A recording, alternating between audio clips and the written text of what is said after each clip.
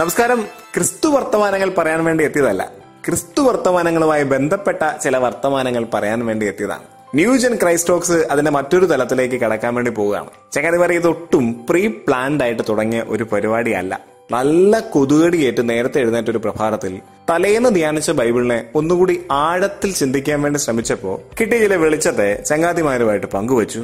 അവർക്കത് ഇഷ്ടപ്പെട്ടു എന്ന് കണ്ടപ്പോ കൂടുതൽ പേരിലേക്ക് അവരെത്തിക്കാൻ ശ്രമിച്ചു, ഞാനും എത്തിക്കാൻ ശ്രമിച്ചു. അതിന്റെ ഫലമായിട്ട് സംഭവിച്ചതാണ് ഈ ന്യൂജൻ ക്രൈസ്റ്റ് ടോക്സ്. പിന്നീടത് നോമ്പ് കാലത്തേക്ക് നീട്ടിയാലോ എന്നൊരു ആലോചന വന്നു. അങ്ങനെ ആലോചിച്ചതിന്റെ ഏറ്റവും ഒടുവിലത്തെ ദിനമായി കരുതി വെച്ചിരിക്കുന്ന ബുധനാഴ്ചയാണ് ഇന്ന്.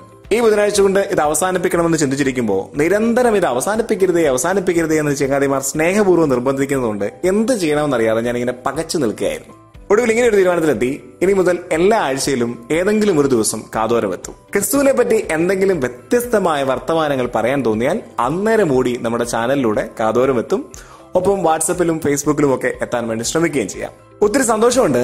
കാരണം യൂട്യൂബിൽ നിന്ന് ഏതാണ്ട് 3000-ലധികം ആളുകൾ കാണുന്ന, സബ്സ്ക്രൈബ് ചെയ്യുന്ന ഒരു ചാനലായിട്ട് ഈ ചാനൽ മാറി.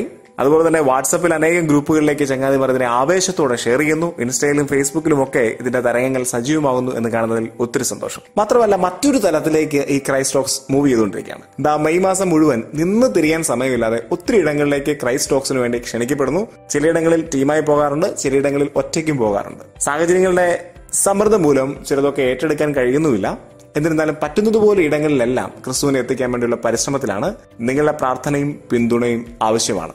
ഒരേ ഒരു ഉദ്ദേശം മാത്രമേ ഉള്ളൂ, let our talks be Christ talks. നമ്മുടെ വർത്തമാനങ്ങൾ ക്രിസ്തു വർത്തമാനങ്ങളായി മാറട്ടെ എന്ന്.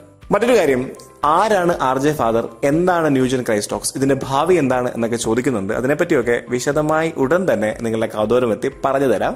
കൂടുതൽ പേരിലേക്ക് ഈ ചാനലിനെ എത്തിക്കാൻ വേണ്ടി പരിശ്രമിക്കാം. ഈ ടോക്സിനെ പെസഹായിലും ദുഃഖവെള്ളിയിലും ഈസ്റ്ററിലും കൂടി നീട്ടിക്കൊണ്ടുപോയി ഒരു ഗ്രാൻഡ് ആയിട്ടൊരു എൻഡിങ് ഒക്കെ കൊടുത്തുകൂടെ എന്ന് ചോദിക്കുന്നവരുണ്ടായിരുന്നു. ഇത് ഒരു ഗ്രാൻഡ് എൻഡിങ്ങിനോ ഗ്രാൻഡ് തുടക്കത്തിലോ ഒന്നും ഉന്നം വെച്ചുള്ളൊരു പരിപാടിയല്ല. മാത്രമല്ല, ക്രിസ്തീയ വിശ്വാസത്തിന്റെ മർമ്മപ്രധാനമായ ഈ ദിനങ്ങളിൽ മൗനം അവലംബിക്കുന്നതാണ് നല്ലതെന്നാണ് എനിക്ക് തോന്നുന്നത്. അമിതമായി വാചാലമാകുന്നവർ ഒരല്പം നിശബ്ദത പാലിക്കേണ്ട ദിനങ്ങളാണ് കടന്നു വരുന്നത്. അതുകൊണ്ട് ഈ ഉള്ളവൻ അനിവാര്യമായ മൗനത്തിലേക്ക് പ്രവേശിക്കുകയാണ്. ഇനി അടുത്ത ആഴ്ച ഏതെങ്കിലും ഒരു ദിവസം കണ്ടുമുട്ടാം. ഒത്തിരി ചങ്ങാതിമാരുടെ പിന്തുണ ഈ ക്രൈസ്റ്റ് ടോക്സിന് പിന്നിൽ ഉണ്ടായിട്ടുണ്ട്. ഈ പിന്തുണ തുടരുക. ഈ ചാനലിലൂടെ ക്രിസ്തുവിനെ പറ്റി വ്യത്യസ്തമായ എന്തെങ്കിലും വർത്തമാനങ്ങൾ പറയാൻ തോന്നിയാൽ ഓടി നിങ്ങളുടെ കാതോരമെത്താം.